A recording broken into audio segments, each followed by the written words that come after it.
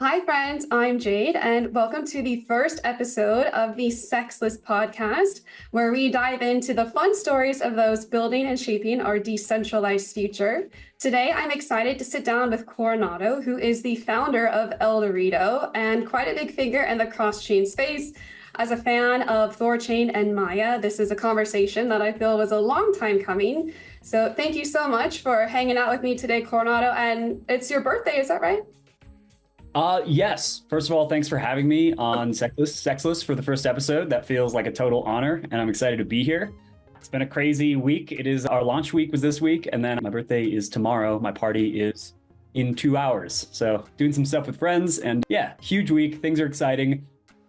One of the more bullish weeks, not to talk macro, but one of the more bullish weeks in crypto this year. So things are good. Launch is a whole lot to deal with, but we got off the ground and we are moving. So lots of exciting stuff coming on. For those who don't know, Dorado, they're semi-synonymous. It's sort of a rebrand to our meme, and I can explain that in more detail. But yeah, super happy to be on here, and it's good. I also feel like this conversation is a long time coming. Definitely. And a fun week for you to celebrate, and your birthday, all good things. I definitely want to get into Dorado and Dorito. But before we do, I wanted to go back a little bit and find out how you went down this crypto rabbit hole and what's your crypto origin story? That is a good question. Going back, everyone's got the once upon a time story. Mine is using the Silk Road when I was 15 or 16 to procure IDs. That was something that I did in 2011 or 12. Something like that. Everyone says, oh, I used to buy Bitcoin, whatever. For me, I would happily say, no, I was never going to keep the Bitcoin. There's no wallet I could have saved. I was buying Bitcoin between single-digit dollars, sometimes $8 Bitcoin. And yeah, we were using that to buy things off the Silk Road, which I have no qualms about, whatever.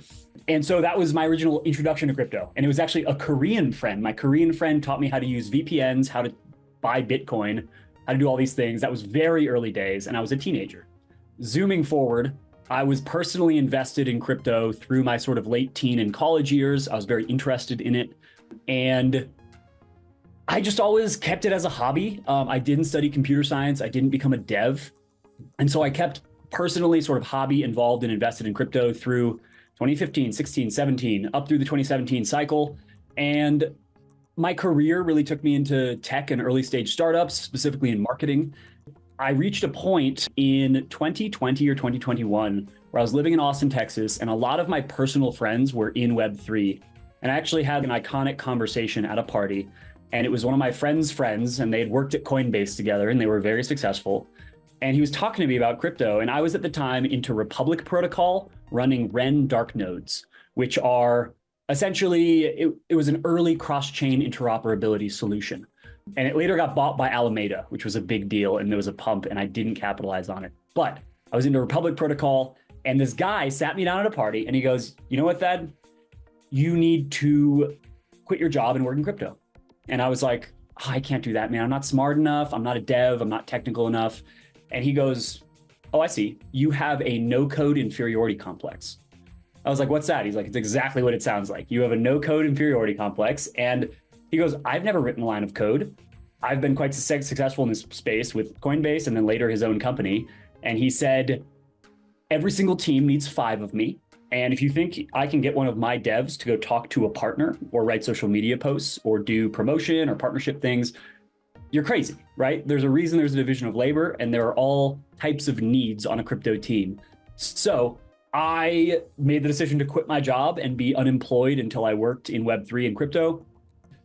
At the same time, met a friend who was a seed investor in RUNE and Thorchain. And so this is 2020, 2021 in Austin. And he was like, oh, you're into Republic Protocol. Thorchain is way better than that, but you get the whole pitch of interoperability. That was the tag word for it, but what we call now multi-chain or cross-chain.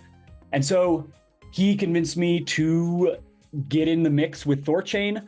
I ended up doing a number of things, really a lot of fundraising, marketing, and business development, in part around Thorstarter, but also especially with Maya.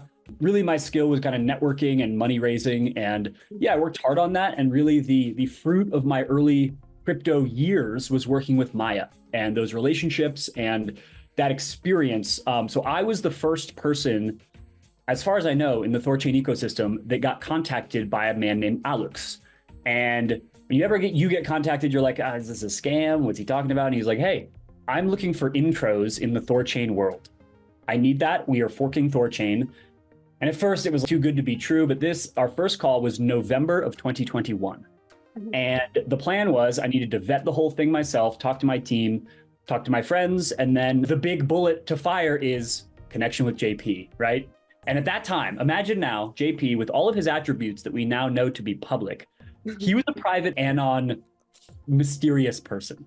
So imagine a person with that sort of like potency and kind of seriousness and intensity in a good way.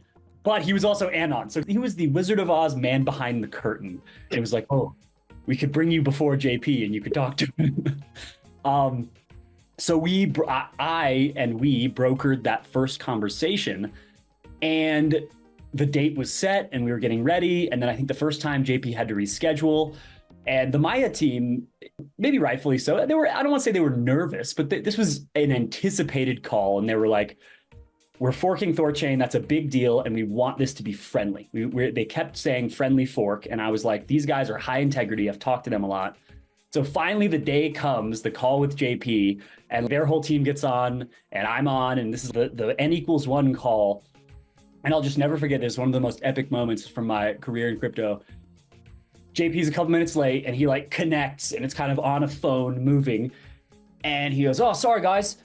And he goes, yeah, I'm on a jet ski. And he holds his phone out and he's on a jet ski in the middle of a harbor somewhere foreign. And the wind's blowing. He's like, oh yeah, sorry. Like I can't do I will not do a bad Australian accent, but he's like, oh yeah, sorry guys. I can't hear you too well. So here's what I want you to hear. And I was like, oh, he's distracted. He's on a jet ski, whatever.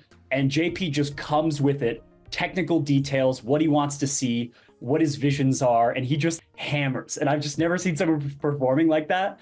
In addition, he's on a freaking jet ski in the middle of the water. And to me, I was just like, that is a baller, epic move. And in hindsight, looking back at that first experience, that's the first time I think I'd ever seen his face. Yeah. I was like, this guy's special. This guy's going to be something. And so it took a few years to now where he's this public figure and everyone's like, whoa, JP. I don't think it's hyperbolic to say JP could be in like a Elon Musk type figure in 5 or 10 years. So just thinking back to that, I'm like, of course that's the same JP. And as you know, that relationship and the development of it has been very collaborative. And in all of that, being tied into all of that, the question that emerged to me leading into my path into El Dorado was, who's going to build the first DEX for Maya? Like the first Maya native DEX. To me, that was a very no-brainer. Like in 2022 now, okay, the Maya protocol launch is far off. We need to raise money for it. We need to get the word out. We need to endear ourselves to Thorchain. And I just saw it as I'm bullish on Maya. I'm bullish on the team especially. I'd like to think I have a good smell test for high integrity people, and listen to Alex every week on Mondays with Maya. That's a high integrity dude. I like him very much. We've met a number of times in person. So I was highly confident there, and I was like, we need to build a Maya DEX. So when I say we were the first native Maya DEX, to be clear, and we love our friends at Thor Wallet, and I've met their team too, and they're high integrity guys. They have a great product. We love them. They're not bad competition. They were obviously the ones who were first hooked up to help with the liquidity auction and to get that off the ground. But we were the first, like Maya first, Maya only. That's why we say Maya native DEX. We were just Maya swaps initially. And so that brings us 2021, I meet Alex. Conversations and development of Maya in 2022. That was kind of fundraising, all that stuff. Also a bad year for crypto. About summer of 2022, me with a couple people, we put together socials for a Maya protocol DEX. And we kind of ideated on what we should call it. And we ended up with El Dorado. It was this fun kind of lore, city of gold, fits with sort of the Mesoamerican theme. And we thought that would be a lot of fun and get traction, and we could play with it as a meme. So we launched the socials. That's kind of the summer and fall of 22, bringing us up into 2023. I went full time working on on El Dorado. And to be clear, for the first 1 year, from November of 22 until November of 23, I did not get paid once or anything and was entirely self-funding working on Eldorado. I was all in. This is my job, supporting myself and sometimes paying my employees and our CTO out of pocket. So I really went all in on this, and I hired our CTO, who is still our CTO, who's awesome, Vasco de Comas on Twitter. And he is a guy I knew from earlier in life. He has high-level comp sci and physics degrees. And I was like, I know this guy. I trust this guy. He's high integrity. Let's do it. So into 2023, we're developing it early 2023, April of 2023 at Consensus, sitting at the picnic tables in the social area, we pushed our platform live. April of 23, we're live on Maya. And, we took part in the CACAO liquidity auction, obviously. And that was our start. And through 2023, it was slow building. There was a reason I wasn't getting paid. It's because we hadn't raised money and we were not doing enough volume to be making money. So it was largely a matter of just feeding my devs, trying to get that done. And finally, in October of 23, I'm just giving you the full timeline. What happened, to those who were familiar, in mid-October, about now, a year ago in 23, Kujira went live on Maya. That was a big deal. Kujira was a siloed ecosystem. There weren't a lot of places you could get Kujira natively. It was confusing, slightly esoteric. I actually knew that team from the Terra days because Thorchain was closely tied to Terra. A lot of the projects I had worked with, like Broker with Thorstarter, had gone to Terra, and then Terra failed. So I knew Kujira. And it turned out that Eldorado became a prime place for people to get Kujira. So we first got traction in October of 23 with Kujira. In October, November, December, we were pumping Kuji volume, and that was great. That was really our start. So moving into 2024, Eldorado, we're growing, we're moving, and the unfortunate truth of our vertical, and I'll tell you that from somebody in the trenches, when I say our vertical, the cross-chain DEX interface, something that swaps you through Maya protocol, through Thorchain, is, and this is kind of just like a classic economics truth, when you are in a fee-based service competition, there will be a race to the bottom on fees, and the largest players will win. The reason you can't start a startup to compete with Costco is because you don't do the volume and have the economies of scale. Sure. And if Thor Wallet or ThorSwap can feed their team off 30 basis points or 45 basis points, whatever it is, and you're a small startup and you don't have that volume, you cannot do the same. And they will eat all the volume. So in sort of the meta competition, all of these interfaces have been in a race to the bottom on fees. We used to be able to say we were the lowest fee interface on Maya at 75 basis points. Par for the course now is like 45 basis points. It varies. But so that was the race to the bottom, and that brought us to our most modern iteration, which is El Dorito, and our rebrand and our pivot in the last week that has been kept secret. We weren't even going to rebrand our whole platform. And our spiritual advisor, Coach Bruce, was like, rebrand, you should he said it would be funny. And we were like, dude, he was like, rebrand the whole platform, just do it. He goes, you could always do it, put it back if you want. We were like, okay. So shouts out to spiritual advisor, Coach Bruce, who we love. That's fundamentally what Eldorado has been and was all the way up until the present. I love that. You've had a crazy week switching from Eldorado to El Dorito.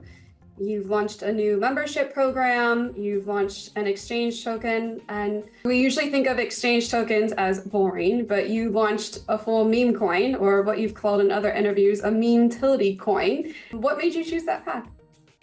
So it played with the meta, which is kind of meme coins right now. And what does that really mean? It's not a new meta, it's the fair launch. The fair launch is releasing the supply out into the market, let people buy, let the market cap be decided, and no sort of reserved supply for emissions or anything like that. We consider that very outdated. And, we were inspired by models like CACAO. And on that call I described earlier, JP gave his vision for a fair launch for CACAO.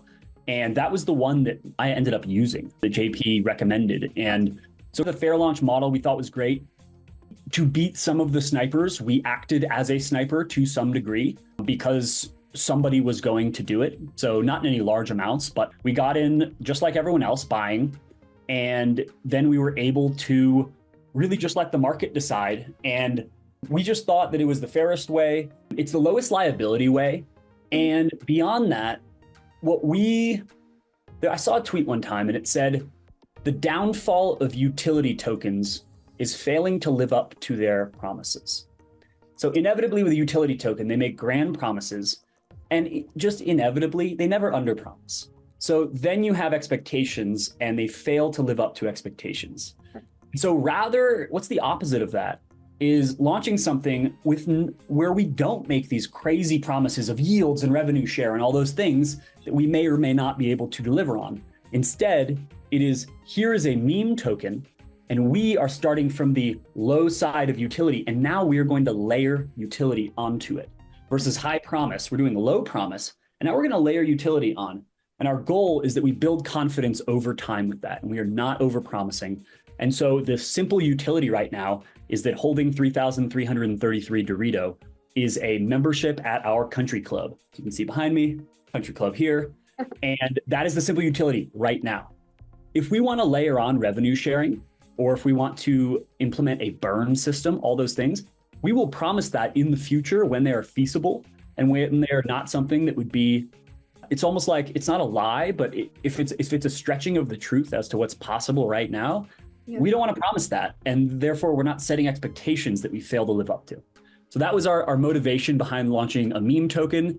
And for the way that we intended it to work as this membership currency with sort of speculative upside on the meme, we just thought it really combined the best of all worlds in terms of utility and meme.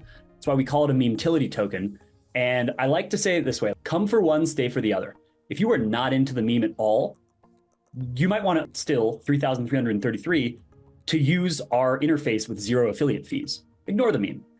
And if you're not into the utility at all, maybe just buy the meme. We designed this in a way where a meme trader could find this asset, see all of our fun hype marketing, and buy it, never knowing about the utility.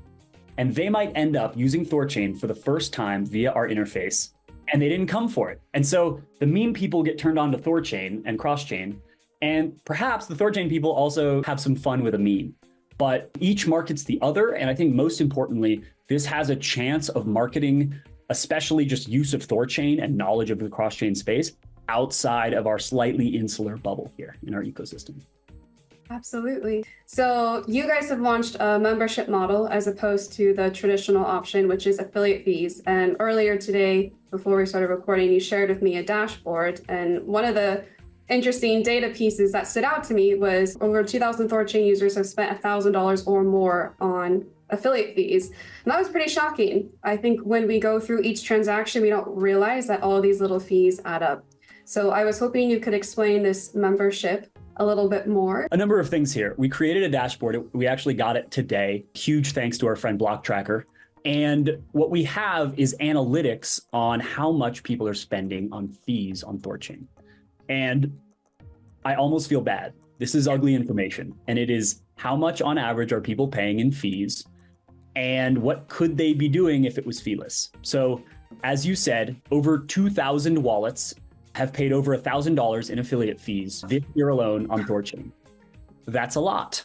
Now, kind of the motivation behind analyzing it this way comes to me from fees.wtf from 2021, which was just a tracker. You'd go to, it was fees.wtf or the other way around, and you put in your wallet and it tells you what is your total lifetime Ethereum fees you paid.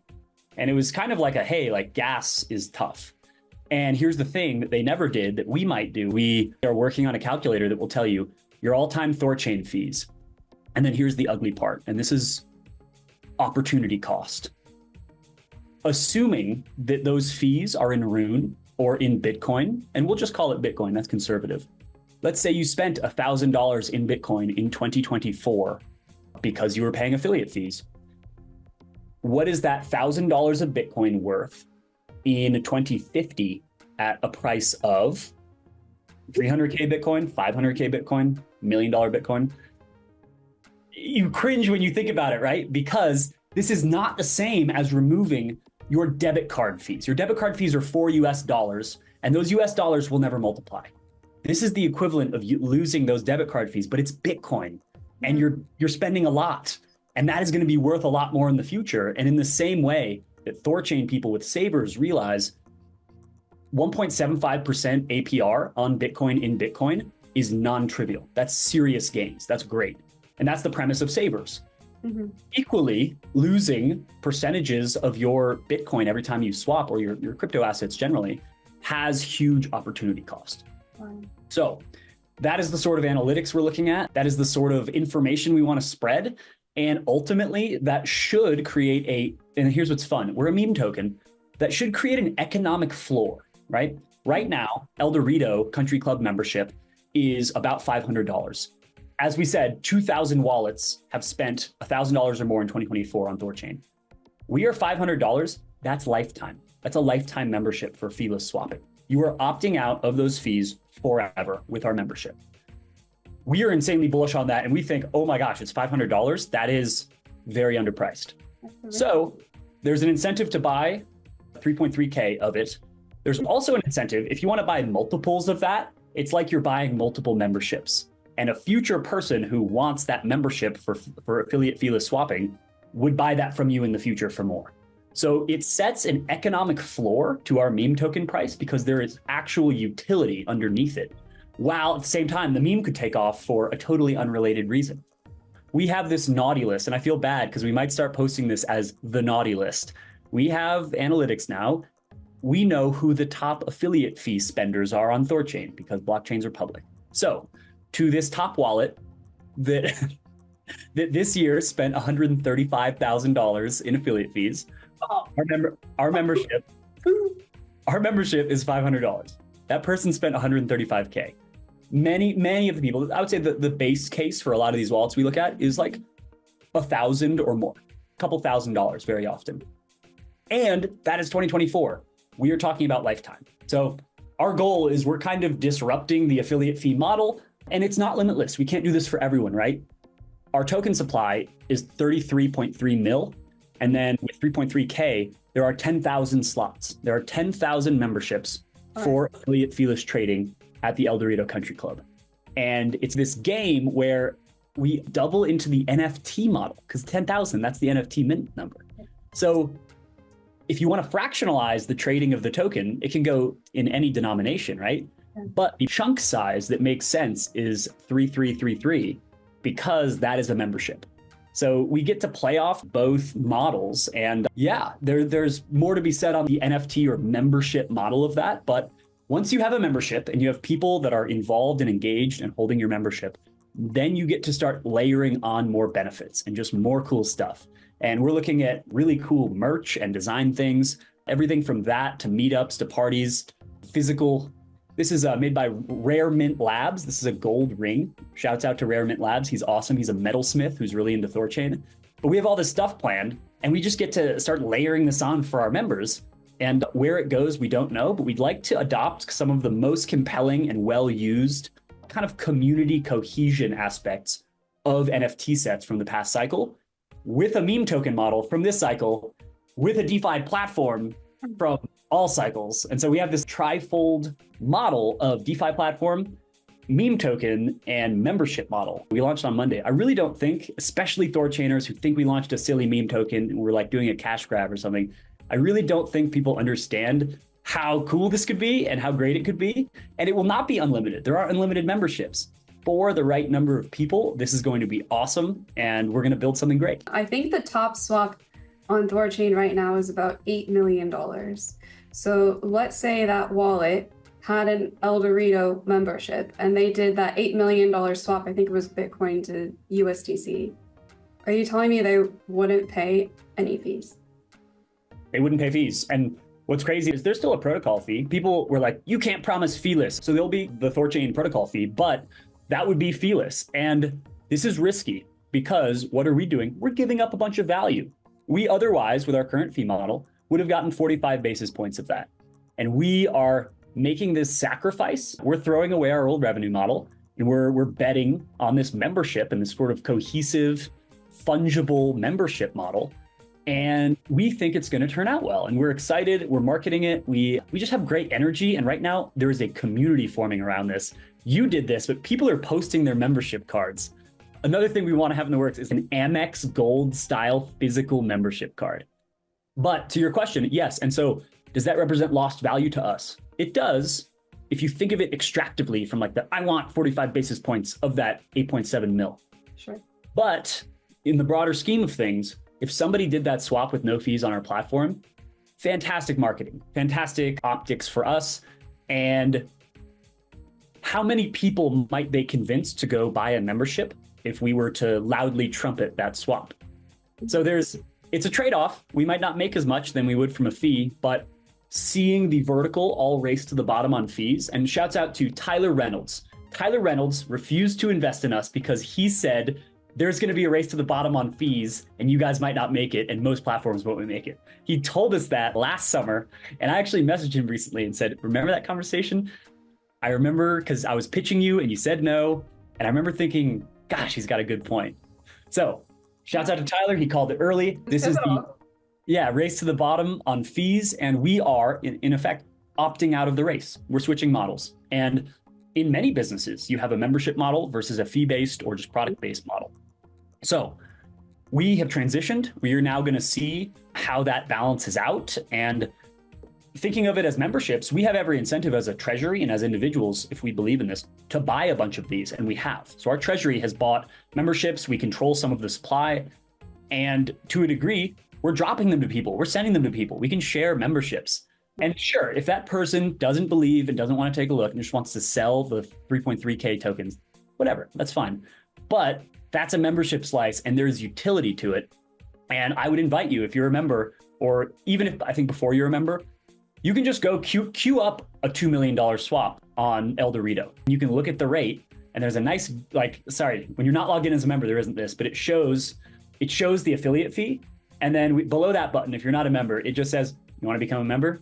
It's like an add to cart. Yes, we're a token, but one of the ways you can think about it is we're also now a product company. And that product quantity is 10,000. There are 10,000 of these products and the price will vary based on demand.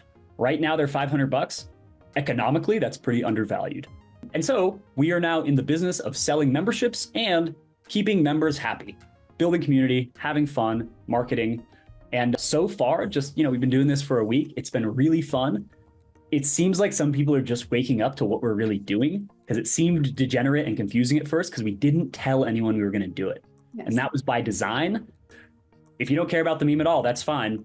How many thousands of dollars did you spend in ThorChain affiliate fees in the past year or in your lifetime?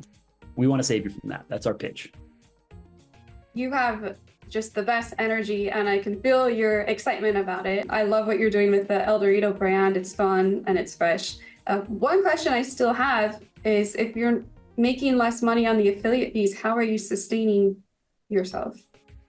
Right now, we are really transitioning the revenue model and we're framing it as a total transition, but it's not a total transition, right? Mm-hmm. So we have launched the token. The token gives you membership and that will give you affiliate feeless swapping on our platform. But if you were to come and you were to ignore the signs and you just wanted to plug in and swap, you could still swap and that would still be at our normal affiliate fees. So while some of our volume will be decreased by people who become members by buying the token and then don't pay affiliate fees, what is not accounted for there is the amount of marketing and exposure we are getting from this token and the amount of additional volume we're now doing from total strangers or meme traders coming to our platform. And they either don't know about buying the membership or they don't want to. Our previous revenue model still exists and can function. And that does some amount of revenue for our protocol as we transition to membership.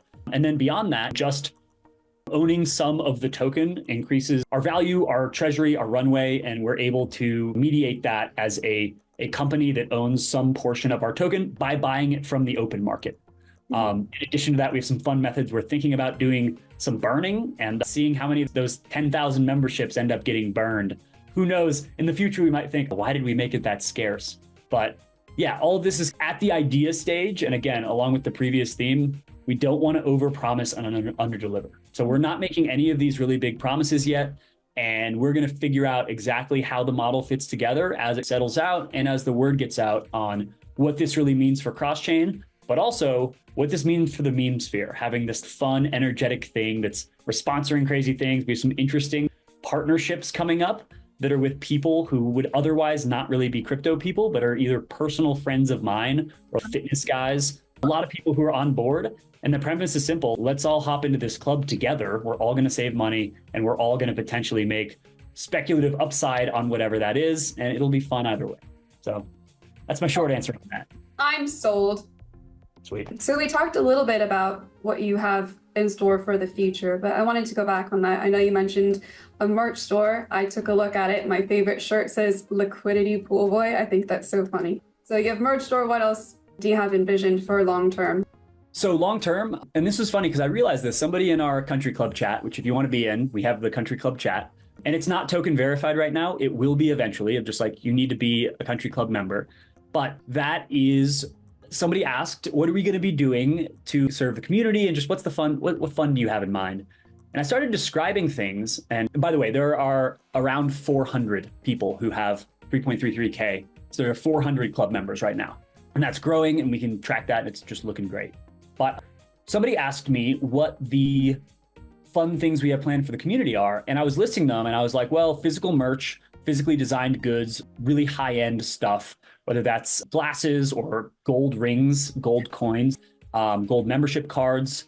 In addition, we'd love to start sponsoring meetups, parties, and just community stuff. Organize group trips and do fun stuff like this. And as I was describing that, I realized, oh my gosh, I'm describing what like a functional and good NFT community from the last cycle was doing. All this real world activation and like true community forming. So we have a lot of that in mind. And, you know, as the economic value and the practical utility of it and the funness of the meme expands, who knows what we'll be working with, but essentially we will have a quite tightly knit community that is both benefiting together financially. They're also, by benefiting financially, this is where it's different from other projects. We're not just benefiting financially from Dorito. It's about applying savings to all the rest of your bags, right? So it's your RUNE and it's your Bitcoin. We're not telling you sell your Bitcoin for Dorito, right? So many projects are like, yeah, the way to wealth is only our thing. And we are saying you are losing percentages of your bag and we want to save you from that, and we can all do it together. So a lot of those things kind of resemble some of these NFT communities, and we like to think there's plenty of things wrong with the NFT world and the reasons it doesn't continue, but there were good nuggets of community building and galvanizing practices, and we want to adopt those best practices for our community, our country club. And hey, if you want to ask what the real moonshot is, the El Dorado Country Club near Joshua Tree. We're going to buy it. Go look that up. It's a mid-century modern, beautiful Joshua Tree Country Club. El Dorado. That's the dream. Wow, that would be amazing. I love Joshua Tree in that area. Sounds like you're really onto a great thing. You're having fun, building a community. I think a lot of people are in this space because they enjoy that sense of having people with similar interests that they can talk to, and you're creating this niche group of people. Totally. And if you noticed, we sponsored Physique Friday on Friday. And that's because in my corners of Twitter, I'm into fitness. You have something called Physique Friday, and it's where you post your fitness on a Friday. And the goal there, it seems very performative and cringe. It's actually just about accountability. And hey, if you've been grinding hard and like take a cool picture of yourself at the gym, it doesn't have to be a cringe mirror shirtless pic, but just post your fitness, post your accountability. We're into pushing physical health, living a good life off your screen, and just kind of the country club vibe implies so much more than life is about making numbers on a screen through crypto. So Physique Friday was something from my personal life I was into, and I was like, we're sponsoring Physique Friday.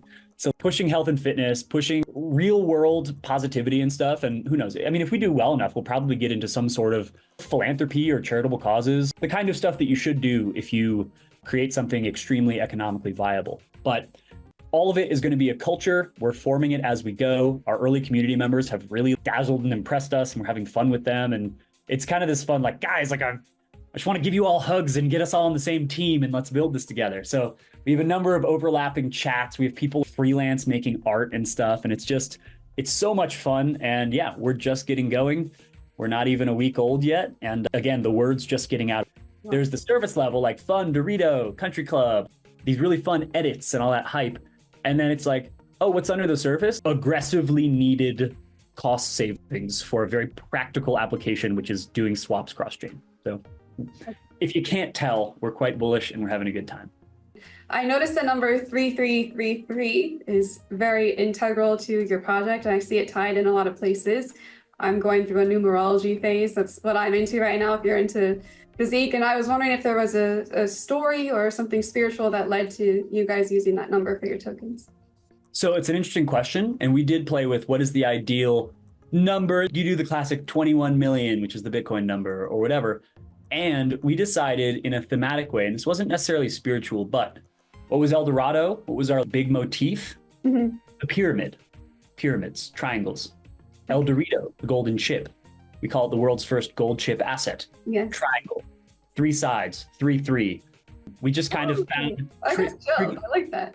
Yeah, trigonometry. We are a triangular platform. There is obviously the classic 3,3, and I have actually been thinking about a similar matrix of 3,3 that is, it's the game theory of, do you hold your membership because you save on fees, or do you sell it because it's going up in value? And it's 3-3 model. But that really came from triangles, trigonometry, and there's thematic continuity between El Dorado and El Dorito. A lot of it is gold, a lot of it is triangles. So we're just going with that. And if you can't tell from our feed, none of our stuff is AI made. These are artists we have on our team. And it is like rare these days. It's freaking inspiring to work with them. And I argue it is better than the AI stuff. Look at the edits on our timeline. That is I don't want to call him a kid. That is one of our team members who is a young artistic guy, and you can't fake real art. So gold, triangles, 3,3, 3.3, 3,333. Yeah. And if you want to send me, I'd love to know. Give me the numerology rundown. We could go down that rabbit hole about 3-3 for the El Dorito Country Club at some point. Well, 33 is a master number. So 11, 22, 33 are the special numbers, but 33 is the best master number, master teacher. I don't have all the specifics, but I think it's fun. Dang, half expecting you to just say like, that's a evil bad number. Don't do that one. No. I think that's great. So zooming out a little bit, what's the big picture for you in crypto, and what kind of impact do you hope to leave behind in this space? Ooh, I love that question, because in general, people don't ask a question like that because so much of crypto is so transparently just about making money. And so thank you for that question. I think at the end of the day, I'm kind of an OG Bitcoiner ethos. I believe that central banks are not to be trusted. I believe in individual sovereignty, the sovereign individual ideal. And that to do that, you need the ability to transact and store value where the state cannot threaten you or censor you, and that you are your own autonomous person. So I really believe in that core ethos. And I believe in crypto and Bitcoin especially, really as a means to that. And I always tell people, guys, our platform is for barbell strategy. Play around with the fun memes on this side of the barbell, but all roads lead to Bitcoin. You should have a Bitcoin savings account on Thorchain getting 1.75% APR in a Saver's Vault. That's a no-brainer. And I like all these other tokens. I obviously love RUNE. I have RUNE and CACAO, and I'm invested all around. But big picture, I think of it as barbell strategy. But that is not with like barbell strategy and it's financial and that it's anything other than a means to an end of like living a sovereign life. So I like to believe that I'm helping people preserve and store value in a way that is timeless and that is going to appreciate over time and not allow kind of the macro forces out there to deprive you of your ability to live your life. Mm-hmm. And then the important question beyond that becomes, so what do you do with your life? Let's say you have $2 million in Bitcoin gaining 1.75%.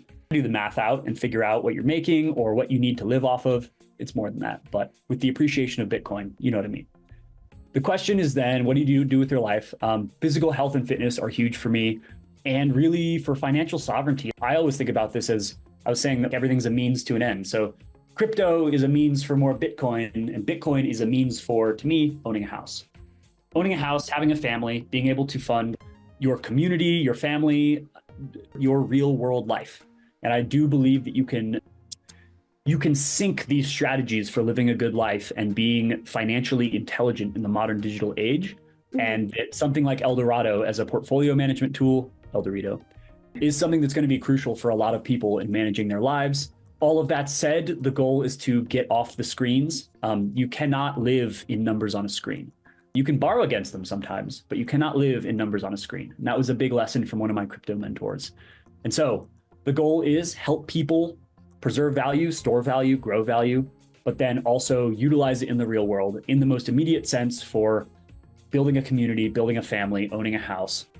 And then beyond that, being healthy, being a good person, getting involved in charitable causes. That's my grand scheme, but it branches out from the financial into like the general life practice stuff. I personally have a Substack, and I write on fitness and diet and lifting stuff. I also write on the IRS and sort of the nature of government in like a Hobbesian sense. I recently did a piece on that. So I write about all this just stuff that I geek out on. I'm kind of a nerdy guy. And it's some mixture of playing the game, the modern game. You got to play the number on screens game. It's just the way that it is. I always say with monetary debasement or with economics, you can play to lose or play to win, but you will play. And so informing people, helping them make good decisions, and then, ideally spreading information on how to live a good life off screen. Long-winded answer. I don't have this niche focus. I'm really a generalist, and I would hope that making money is a gateway to doing many other great things with your lives. And cut myself off there. Well, that's part of the reason why I love doing these interviews, and I've always liked to have a more personal touch and get to know the person behind the project. And I think when people are going to invest in projects, it's important that they see who's behind it, who's running it, what their passion is, what drives them, what their ethos is. If I see someone like you versus someone that is just money, money, money, and number go up, there's a huge project, and that really comes through and it's conveyed well. So yeah, I mean, I always say this to people, like, take it or leave it. You can take me at face value or not, but if Dorito goes to 100 mil, I'm still gonna live in the same town. I'm not gonna be on a yacht in Dubai. Like, I have no huge financial aspirations other than just solidly owning a house and raising a family. If I ever make a lot of money in crypto, I wanna be undercover rich. I literally have no desire for any sort of like this crazy stuff. And I really think that there's the classic study that it used to be the number was above 75K in income.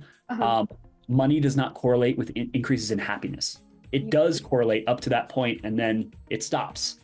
The rationale there is that above a certain level and quality of life, it's just kind of all the same. So I look towards, being stable, obviously, and raising a family, but I don't have high financial aspirations with regards to crypto, other than it's really rewarding to me when somebody in the chat or in the country club or like through El Dorado is like, hey, I paid off X, Y, or Z bills, or like I helped my parents with medical things, or like I bought a house. That to me is so much more rewarding in terms of people using things that I've worked on than whatever my number on screen happens to be. So, I'm just riding the wave right now, trying to create value. The hope is somehow that comes back to me at some point, but I'm just coming at it from a helping people with things that have helped me, sort of my mentality, whether it's fitness or crypto. And so far that's served me well, and I'm having fun with it. So running a startup can be quite intense. You've mentioned that you're big into fitness, but I was wondering, how do you manage everything and avoid getting burnt out? So that's tough. And I will say that, the Dorito rebrand and launch this week has been, I think it's been the most stressful week of my professional life. Wow. And not because we did anything terribly wrong or that anything crashed. It's a lot. It's a lot to deal with. While it might look like this is a silly meme token, this is my life. And I've worked on this company for 2 years and I take it quite seriously.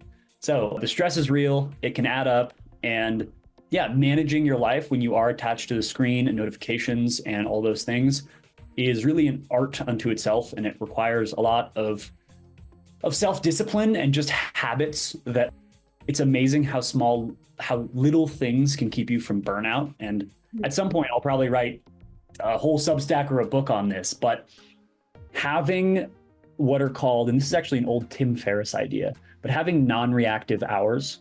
Tim Ferriss talks about if you get up and you check your phone when you roll over and turn off your alarm, and before bed, you put it on airplane mode or whatever, right before you go to bed, you have 0 non-reactive hours in your life. Like, you are reachable at all hours of the day in your waking consciousness. Right. And his recommendation is simply 45 minutes. Go to bed with your phone on airplane mode. When you wake up in the morning, you do not take it off airplane mode for 45 minutes. Wow. And I would urge you, and here's the thing, is it used to be just if you worked on these things, then you were always on call. Our technology has gotten better every year. It's gotten more addictive. All of us want to check our social media. All of us want to check our texts. And the state that puts you into psychologically is one of stress and again, reactiveness.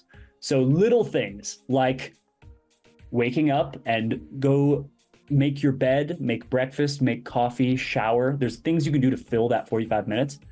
And you would be so surprised, even if you were dealing with insanely stressful things, how much that headspace is liberating and will clear your mind and allow you to process. It's almost meditative because we're so bombarded by notifications. So my methods, some amount of like intentional and tactical screen time regulation. Okay. It's amazing how far just a little bit goes. Whether that's leave your phone on your desk and go for a 15-minute walk. Amazing what that'll do for you. I'm sure a number of people have written about it, but I like that. And even, going for a walk, just thinking, having non-reactive time makes you more effective. During those 45 minutes, you can be thinking about work and you might hammer out in your head an 8-point bullet list of the things you have to do. Right. And then when you're finally ready to go, you're like, okay, I'm set. I'm mentally focused. Without the distraction, yeah. The physical health is big, taking breaks and being non-reactive. And I'm not always great at this, right? I fail and I get too attached to a new adjustment for me is prices. Mm-hmm. Now that I have a token, there's a number on my phone at all times that can impact my emotional state. Oh. That is something. You're lying in bed at night. Do you check your market cap? That's a real question. Yeah. That's sometimes I know, I'm out to dinner with friends. Mm-hmm. I shouldn't check my market, whatever it is, good or bad. It's not a good piece of stimulus. And there's nothing I can do about it. Right. So being very conscious of how your technology impacts you is huge. And dealing with the stress, keeping physically healthy, that's big. And, not to be a total JP guy here, but if you quitting drinking is a pretty good idea. And I'm not always off alcohol. I'm currently in sober October, so I'm not drinking this month. But JP talks about that. He's like, alcohol is the ultimate D-cell drug. And he is right about that. You will be more productive, be more focused. Your week-to-week emotional regulation will be better. You don't have these peaks and valleys of like, oh, you got in a bad mood or you got emotional. And it was really because you were dehydrated and you were tired because you drank that night. So I just noticed I'm more regulated, I'm more stable. And, if you're drinking 4 days a week, you are spending 4 out of 7 of the week, right? 4 and 3, you are spending a majority of your life drinking. And I'm not a teetotaler. I'm not like totally go zero. And I'll probably go back to casual drinks once in a while, but less alcohol, more sleep, lots of water, and, touching grass, getting outside. I live in a beautiful place, go for walks and hikes. Yeah, those would be my little tips. And it's always a battle. You're just such an awesome guy. Wow. Thank you. So switching gears a little bit, what is something that you're currently obsessed with that has nothing to do with work or crypto? Maybe something you're doing in your non-reactive time. All right. Here's a fun one. I am at night, and here's another like unplugging thing. I'm an instructor and competitor in country swing dancing. Really? I'm actually competing in a country swing dancing competition tomorrow. That's so cool. So that's just like there's a random fun fact for you. I teach country swing dancing in a bar 2 nights a week, and I travel and compete, and that's a scene that I'm involved with. I'm pretty new to it. I started in 2023. Okay. And if you told me at 25 that I would be really into dancing later in my 20s, I'm 30 now, but I would have said, no, you're wrong. And so I picked up dancing. It's an amazing, in terms of just, things that are invigorating and healthy and that you can do your whole life, it is a nighttime social activity that brings together men and women in a social and sort of like cohesive environment that isn't totally degenerate. It's not getting blackout in bars on the weekends. So actually, dancing has become a really interesting like part of my life and outlet and just way to get off your phone, go physically dancing with strangers and another person, like totally cool thing. Also, country swing dancing, it's not like a super like sexy, intimate thing. So it's not weird like that. It's kind of buttoned up. And so I love that. And that's kind of my second love. I, for 8 years, was really intense about Brazilian Jiu-Jitsu. And so I was jujitsu bro, and then I actually had a pretty catastrophic head injury, and I cannot be jujitsu bro anymore. I can't. For a number of medical reasons, I basically can't train. I trained for 8 years. So I found dancing, and so that's my weird, I guess my weird party trick is like, it's not my profession. I do it totally for fun. And I guess as a piece of advice, you said it's like, what are you obsessed with that has nothing to do with crypto? It's really important to just have those things, those random things that are not number on screen or coin go up, that invigorate you and that also connect you with other people. So, hey, maybe let me adjust my thing on if I made a bunch of money, I might open a dance hall. That'd be cool. That brings people together. Dance hall would be fun. But yeah, did you expect that one? I did not expect that one. That is incredible. You just had me thinking that if you get that El Dorado Country Club in Joshua Tree, maybe we'll have some country swing dancing and some lessons. You know, there's no limit on what could happen. I'm certainly game for it. This is so cool. When you are interacting with people on crypto Twitter, you only see such a small part of their personality. And I really want to thank you for being so open and genuine in your answers.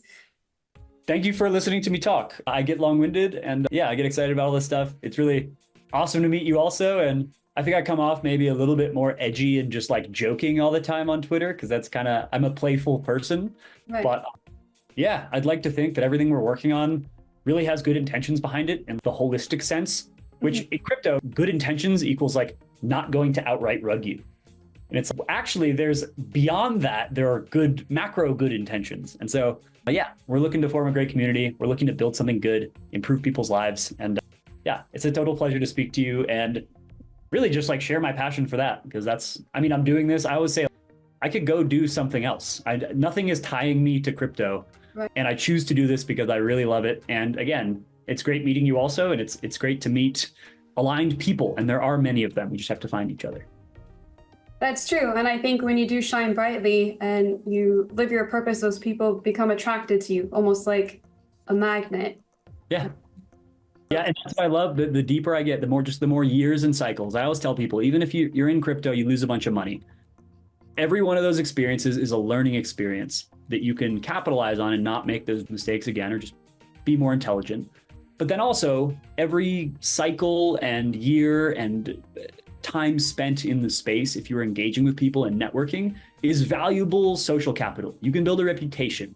Even if you don't have a great skill, you can build a reputation. You can build sort of this personal, I don't want to say brand, but a reputation. And that is valuable. And I always encourage people that like, not all of those things will show up on a balance sheet this year, but being a good person, trying to help people out, contributing value, even when you're not being paid or asked for it, all of those things, in my experience over time in life, end up paying back. They end up paying back dividends, and it's worth it. So you can take all your experience, it's going to roll into something valuable eventually. And for me, I didn't know where my path was leading. It led me into founding a Maya DEX. Maya DEX has led me into a cross-chain membership model. And I'm just rolling with the punches, having fun with it. And yeah, who knows what's next? For now, we're going to be grinding on this for the foreseeable future. And yeah, we're very optimistic and having fun. Well, I want to say thank you so much for coming to chat with me. I know you have a big birthday dinner after this. This really surpassed my expectations. I was expecting just a conversation about a DEX, but this is not one of those boring crypto videos. I got to learn so much about you. You're a swing dancing champion. You travel with that. You write blogs. Big into fitness. This is so amazing. I haven't done interviews in a while, and you reminded me why I enjoyed doing them so much in the first place and getting to know people. So I want to thank you for that also. Congratulations on all of the success this week. I know this is just the beginning and the word hasn't gotten out. I know that it will.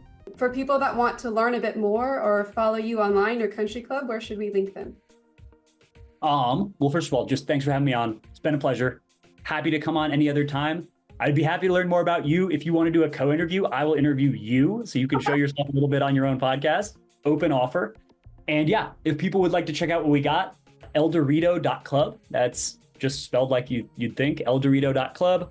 I am Crypto Coronado on X. I'm also Gigathad on X. I have a number of X masks that I wear. And I used to have those be all separate and firewalled and for weird reasons of wanting to hide myself. And now here I am who I am, stake my reputation on things, and I'm okay with that. So Coronado, Gigathad, also a lot of the, not just me, but there's a fair amount of the Twitter activity from the Eldorito_club. Twitter is me, X, and yeah, that's where you can find us, eldorito.club. Basically, if you're paying a lot of money in Thorchain affiliate fees, you shouldn't be. And you can still snag one of our memberships and you can opt out of that, and that could save you a lot of money over time. That's our simple pitch. We have a lot of other fun stuff going on, but at its core, especially for, I think, people that follow you, that's the thing to know. And yeah, we're very receptive to feedback. If you love what we're doing, if you have tweaks to our design or things you'd like to see, love if you would get in the mix with us. And yeah, it's been a total pleasure talking to you, Jade. I think you're going to do great with this podcast. Stick to the good people. You know, you're finding them. I can tell you're one of them. And that's also on the journey I'm on. It's like, stick to the good people. They're going to do good things. And, you know, we could be, I keep taking like the long-term perspective. Where does this go in 10, 20 years? It's like, this is, I know it's like a tired like meme in crypto already, but like we're early. I believe that, especially after hearing you talk today. We are definitely early. Thanks very much, Coronado. It's been such a pleasure for having you as the first guest on the new Cexless podcast, and hopefully to many more. So we'll see you guys soon. Awesome. Thank you so much.